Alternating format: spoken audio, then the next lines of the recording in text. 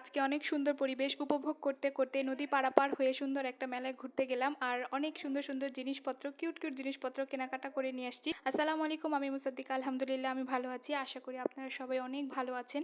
তো মেলা থেকে কি কি কেনাকাটা করলাম, আর যেহেতু নদী পারাপার হয়ে মেলাতে গিয়েছি, তো কোন মেলায় গেলাম সবকিছু জানতে হলে আমার পুরো ভিডিওটা দেখতে থাকুন। যেহেতু এক জায়গায় ঘুরতে যাব, তাই ঘুম থেকে উঠে প্রথমেই নাস্তা বাস্তা শেষ করে তারপর ঘরবাড়ি গুছিয়ে নিচ্ছি। আসলে ঘরবাড়ি নোংরা রেখে তো আর যাওয়া যায় না, কারণ এসে তো আবার আমাকেই গুছাতে হবে, তখন আরো বেশি প্যারা নিতে হবে। তাই চিন্তা করলাম ঘরবাড়ি একদম টিপটিপা করে তারপরে বের হব আমরা যাওয়ার উদ্দেশ্যে, ঘুরতে যাওয়ার উদ্দেশ্যে। তো যেখানে যাচ্ছি একটু দূরের রাস্তা, ভিডিও শুরুতেই দেখতে পেরেছেন যে নদী পার হয়ে গিয়েছি, তো বুঝতেই পারছেন দূরের রাস্তা। আর সকাল সকাল যদি না বের হই তাহলে যেতে যেতে বিকেল হয়ে যাবে। আসলে অত দূরও না, কিন্তু রাস্তাঘাটের অবস্থা এখন যেরকম যে জ্যাম থাকে, কোথাও যেতে যেতে অনেক কষ্ট হয়। তো দেখেন আমি ঘরটর গুছিয়ে এখন একদম ফ্রেশ হয়ে চলে আসছি, গোসল টোসল শেষ করে এখন আসছি দুনিয়ার সবচেয়ে কঠিন কাজ করতে। আসলে মেয়েদের কোথাও ঘুরতে যাওয়ার সময় জামা খুঁজে পাওয়া যায় না। তো দেখেন আম্মু বলছিল এই জামাটা পরে নাও, তো আমি বের করে নিয়েছি। আর দেখেন আমি বোরকা টোরকা পরে একদম যাওয়ার উদ্দেশ্যে রেডি হয়ে গিয়েছি। তো দরজা খুলে এখন বাহিরে বের হয়ে যাচ্ছি। তো তালাটা দেখে নিলাম যে ঠিক মতো লাগানো হয়েছে নাকি। তো বের হয়ে একটা রিক্সা নিয়ে নিয়েছি, রিক্সা দিয়ে এখন চলে যাব নদীর এখানে। তারপর দেখেন নদীতে উঠে গিয়েছি।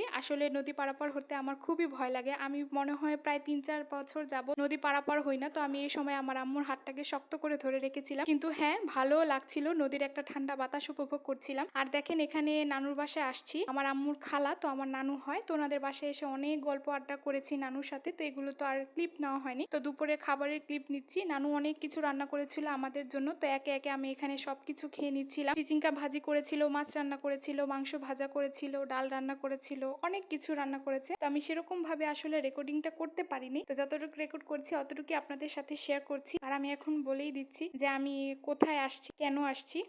আসলে আমি আসছি হলো নদীর ওপারে, মানে আমি থাকি এই পারে আর আমি গিয়েছি কেরানীগঞ্জ। তো ওইখানে গিয়েছি, নানু কয়দিন যাবত বলছিল যে আমাদের এখানে অনেক সুন্দর একটা মেলায় বসে, তো মেলার জন্যই দেখার জন্যই আসছি আসলে। তো দেখেন রেস্ট টেস্ট করে এখন মেলায় চলে আসছি। মেলাটা অনেকই সুন্দর ছিল, আসলে মার্কেটের মতো মেলায়ও সবকিছু পাওয়া যায়। তো এখানে অনেক সুন্দর সুন্দর ক্রকারিজ ছিল, তো আমি দেখছিলাম সেগুলো। আর এখানে অনেক সুন্দর জুয়েলারি ছিল, ব্যান্ড ছিল, অনেক কিছুই ছিল, কি চাবেন আপনি এখানে সবকিছুই পাবেন। তো মেলাটার আসলে নাম কি আমি সেটা বলতে পারি না। তো এখানে আমি মনে করি সবচেয়ে সুন্দর মেলার আকর্ষণ ছিল এই যে এই ছোট ছোট জিনিসগুলি, এগুলি হচ্ছে আসলে মাটির তৈরি ছোট ছোট সবজি, ফল, এগুলি সাজানো ডেকোরেশন পিস। তো আমিও নিয়ে নিয়েছি একটা ঝুড়ির মধ্যে সাজানোর জন্য সবকিছু। এই ছোট ছোট শোপিস গুলি কিন্তু মাটির তৈরি ছিল। আর আপনাদের কাছে দেখতে কেমন লেগেছে অবশ্যই জানাবেন। তো এখানে 3 পিস ছিল, তো আমি অনেক কিছু এটাও দেখছিলাম। আর চাদর গ্লাবও ছিল, বেড কভার ছিল, অনেক কিছুই ছিল। তো আমি এগুলি দেখে টেকে সন্ধ্যা হয়ে আসছিল প্রায়, তো বাসায় চলে আসছি। বাসায় এসে এখন আমি যেগুলো নিয়েছি সেগুলো খুলে খুলে দেখছিলাম। তো যা নিয়েছি তার মধ্যে সবচেয়ে সুন্দর ছিল এটাই।